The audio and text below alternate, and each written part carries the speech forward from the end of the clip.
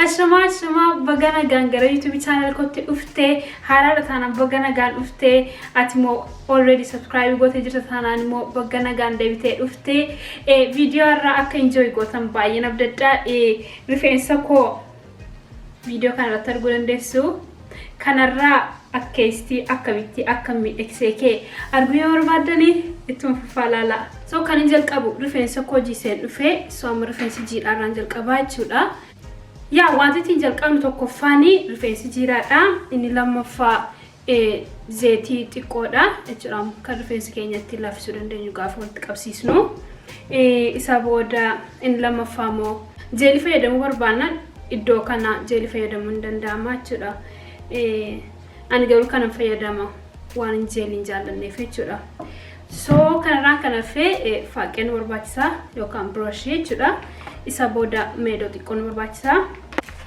isa booda wantoota barbaachisan qabduu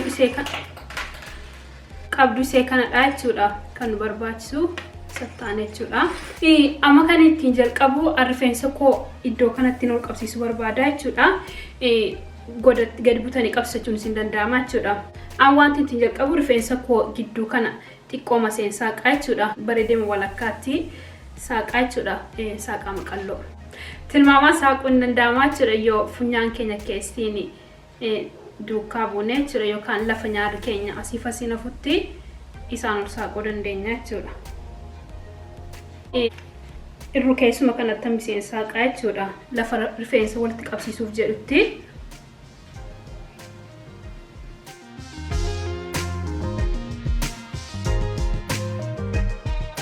so amma erga is kana saaqee raawwadhee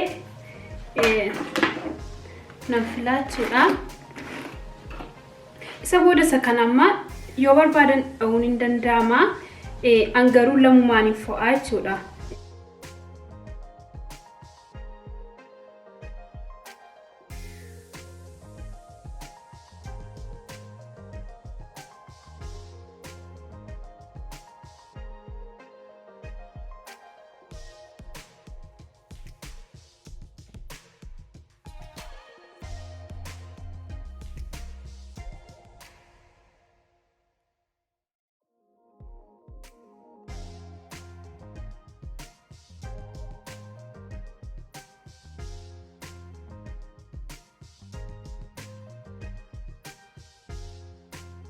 so amma kana laastikii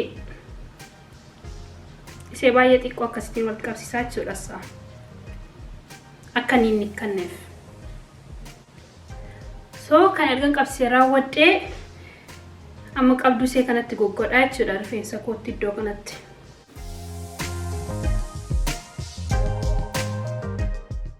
waliin makeen godhaa jechuudha silveries fi gold jechuudha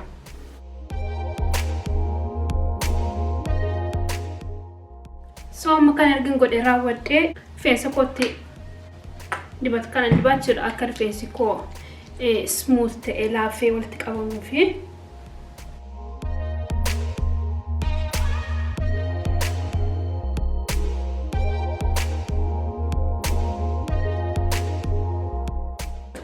Someone erga raawwadhee zeetii xiqqoo itti godhaa jechuudha kanammoo akka inni xiqqoo calaqqisee cululuqee bareeduuf jechuudha jeeliitti godhannaan amma kana hundumaa nama barbaachisu so amma rifeensa koo akkees qabsiisee raawwadheeni walitti filaa jechuudha karaa hundumaa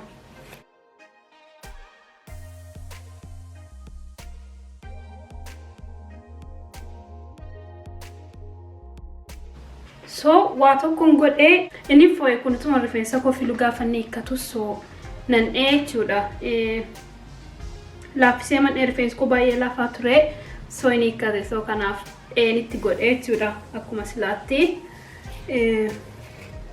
gaafa rifeensa ofii filan hiikkachuunsaa baay'ee salphaadha waan ta'eef akka yaadutti dha'uutu filatama amma gaafa ilaala amma ergamti guutummaa isaa filee raawwadhee walitti qabsiisaa jechuudha qabduu stretch ta'u yookaan immoo salphaatti akkas ta'u fudhachuun filatama so rifeensa kana immoo gaafa walitti qabsiifnu keessaan baasaa jechuudha keesstiin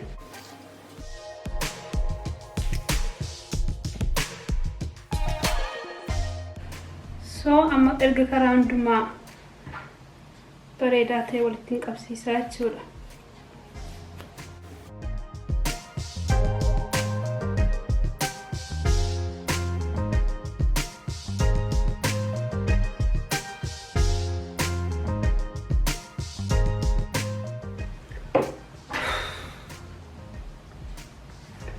Sila ispoortii nama barbaachisu kana booda. So amma erga kas goone raawwanne baby hair qabaannaan baby hair ofii baafachuu hin danda'ama jechuudha. Amma isa xiqqoo jechuudha rifeensa jalaa caccabee mul'atu itti dibeen olitti deddeebisaa jechuudha.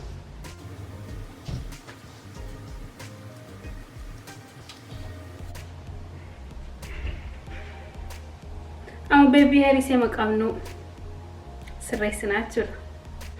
So amma erga kana hundumaa raawwadhee rifeensa kana fuulduratti hin baasaa. Kun fuulduruma taa'u qaba. So isa kana walitti maraa jechuudha.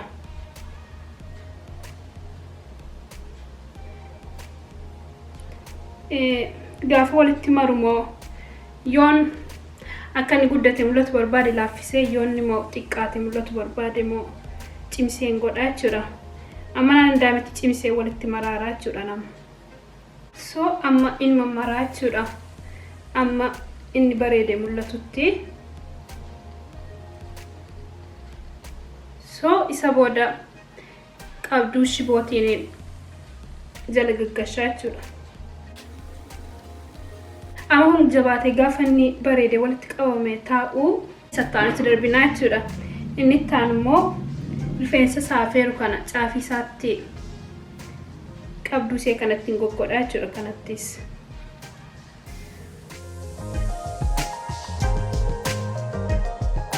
Amma akkas godhee raawwadhee rifeensa kootti maraa jechuudha kana. So dudduubaan walitti qabsiisaa jechuudha.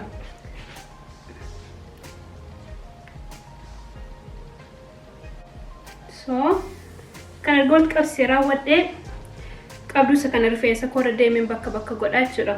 Gara kanaaf gara kanaa.